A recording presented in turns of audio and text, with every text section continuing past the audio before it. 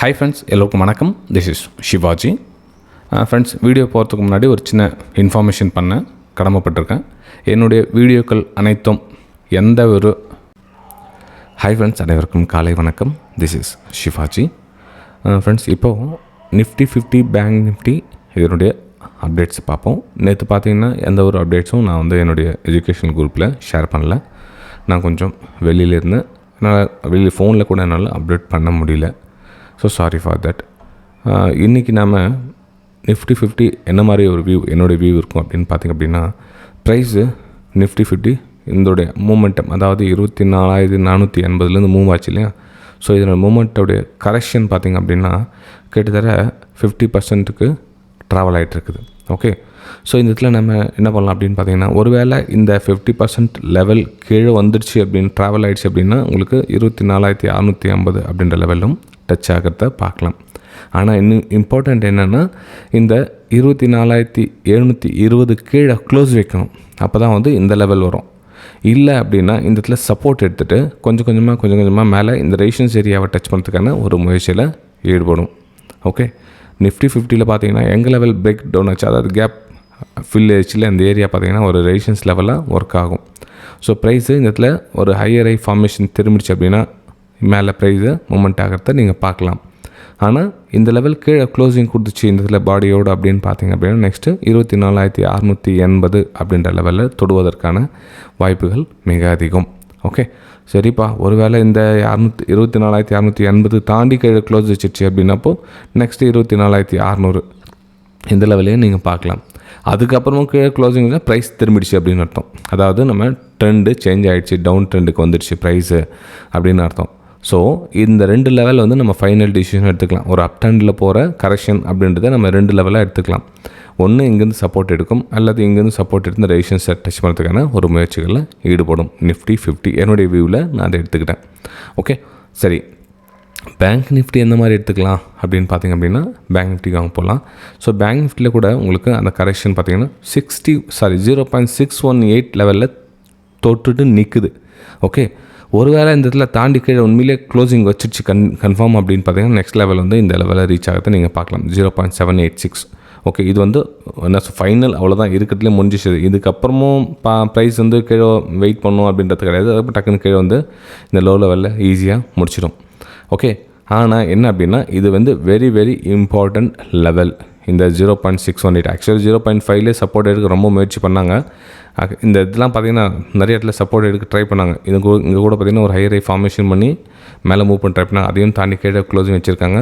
Let's see பார்க்கலாம். இந்த இடத்துல சேம் இதே மாதிரி பேட்டர்ன் இங்கேயும் ஃபார்மேஷன் ஆகிடுச்சு அப்படின்னா ப்ரைஸ் திரும்பி இந்த ரெசிஸ்டன்ஸ் ஏரியாவில் நீங்கள் தொடுவதற்கான முயற்சிகளில் ஏற்படும். அதாவது 55,800 அப்படின்ற லெவலில் வருவதற்கான ஒரு வாய்ப்புகள் இருக்குது. ஆனால் இந்த இடத்துல பேட்டர்ன் இந்த மாதிரி சேஞ்ச் ஆகாத போல் நம்ம ஒரே டேரக்ஷன் ஒரே கேண்டில் இந்த மாதிரி மூவ் ஆகணும். ரேர் இங்கே ஆச்சு பார்த்தீங்களா. ஸோ இந்த மாதிரி ஒரு மூவ்மெண்ட் ஆகும் அப்படின்னா வெரி ரேர் கேஸ் அது.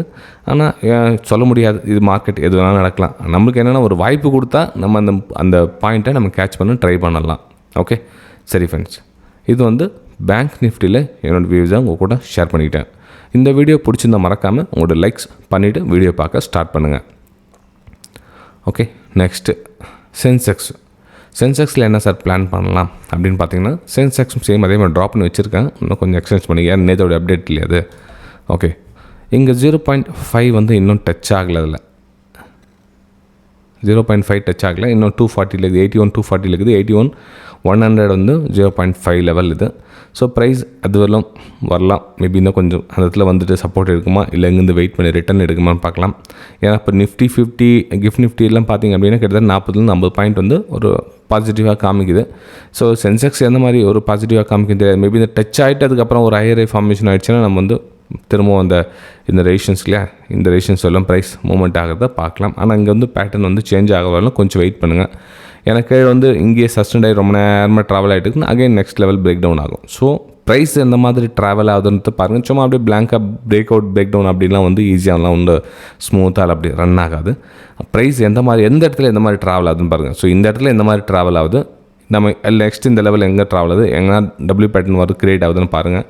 அப்போது நமக்கு ப்ரைஸை மேலே ரெசிஸ்டன்ஸ் வரலும் நீங்கள் கன்சிடர் பண்ணி ட்ராவல் பண்ணலாம். ஓகே, சரி, இது சென்செக்ஸில் என்னோடய வியூஸை நான் ஷேர் பண்ணிக்கிட்டேன். நெக்ஸ்ட் நம்ம நிஃப்டி மிட் கேப்பில் பார்க்கலாம். நிஃப்டி மிட் கேப் பார்த்திங்கன்னா உங்களுக்கு ஃபாலிங், அதாவது அதனுடைய லோ லெவலில் தாண்டி ட்ராவல் ஆகிட்டுருக்குது. உங்களுக்கு ட்ரெண்ட் டவுன் அப்படின்னு சொன்னேன் இல்லைங்களா? ஸோ அந்த மாதிரி உங்களுக்கு ட்ராவல் ஆகிட்டுருக்குது. அப்போ என்ன ஆகுனா இந்த லெவல் பிரேக் டவுன் ஆச்சு அப்படின்னா எவ்ரி மேலேருந்துலாம் ரெசிஸ்டன்ஸாக ஒர்க் ஆகும். இந்த 57,600 பார்த்திங்கன்னா ஒரு ரெசிஸ்டன்ஸ் ஏரியாவாக ஒர்க் ஆகும். ப்ரைஸ் நான் அகைன் அங்கேருந்து டவுன் சைடுக்கான ஒரு முயற்சிகளை ஈடுபடும். மேபி இங்கேருந்தே கூட டவுன் சைடு ஆச்சுன்னா அகைன் கன்ஃபார்ம் இந்த 56,800 வந்து அகைன் இங்கேருந்து பிரேக் டவுன். அப்போ உங்களுக்கு எஸ்எல் வந்து இங்கே வரும். ஓகே, சரி. ப்ரைஸு இந்த இடத்துல இல்லைப்பா, இந்த இடத்துல வந்து ஒரு டபுள் பாட்டம் கிரியேட் பண்ணி நெக்லைன் கட் ஆகிட்டு மேலே மூவ் ஆகுது அப்படின்னா, ஸோ இங்கே பேக்லேயே ரெசிஸ்டன்ஸ் இருக்குது, உங்களுக்கு பேக்லேயே ரெசிஸ்டன்ஸ் இருக்குது. ஸோ ப்ரைஸ் இங்கேயே ட்ராவல் ஆகும். ஸோ அப்போ என்ன பண்ணலாம் அப்படின்னா நிஃப்டி மிட் கேப்பில் கொஞ்சம் கவனமாக பார்த்து ட்ரேட் பண்ணுறது பெட்டராக இருக்கும். எப்படி கவனமாக பார்த்து ட்ரேட் பண்ணுறது சார் அப்போது அப்படின்னு பார்த்தீங்கன்னா, உங்களுக்கு இதில் ஒரு சின்ன கரெக்ஷன் வரதுக்காக வெயிட் பண்ணுங்கள். நீங்கள் ஷார்ட் சைட் பிளான் பண்ணிட்டீங்க, ஓகே.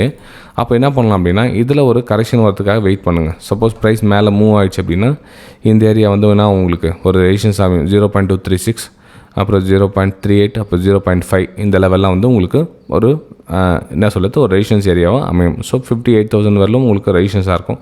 இந்த ஏரியாவில் உங்களுக்கு பிரேக் டவுனுக்கான ஒரு வாய்ப்புகள் இருந்தால் நீங்கள் வந்து பிரேக் டவுனுக்கான ஒரு முயற்சியில் ஈடுபடலாம் நிஃப்டி மிட் கேப்பில். ஓகே, ஆனால் இங்கே நெக்ஸ்ட்டு உங்களுக்கு ப்ரைஸ் எந்த மாதிரி மூவ்மெண்ட் ஆகுதுன்றதை வெயிட் பண்ணி பார்க்கணும். டக்குன்னு ஒரு திரும்ப கேப் டவுன் ஆகிடுச்சுன்னா இதுவே ரெசிஸ்டன்ஸ்.